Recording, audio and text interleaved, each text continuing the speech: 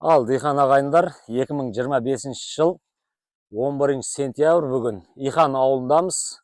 Осы 2 гектар жерге Түркияның Lexus жүгерісі егілген Yüksel компаниясының.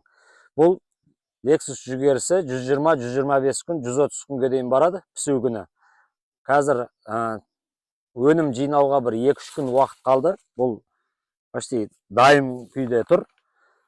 Бұл жер құдықтан су ішкен.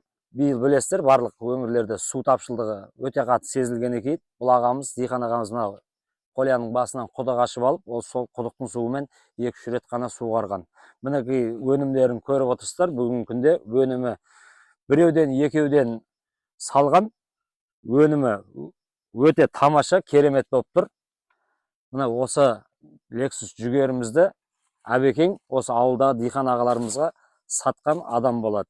Осы Әбекеңнің өзінен отзывтарын тыңдайтын боламыз. Мынау мінерге кіріп тұрған Yüksel компаниясының Lexus сорты 120-125 күндік 2-3 рет су ішікте.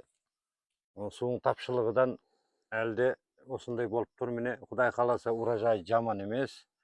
Біреуден, екеуден салған. Барлық анағасы толық салған.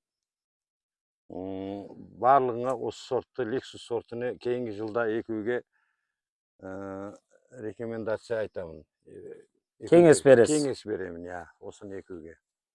Lexus сорты, Yüksel компаниясыныңкі. Ал, құрметті диқан ағайындар, диқаншылықтарыңызға Алла берекесін берсін. Құдай қаласа, сіздер үшін жаңадан сорттар шығарып біз тоқтамаймыз. Сіздердің диқаншылықтарыңызға Алла берекесін берсін. Берекесін берсін, я.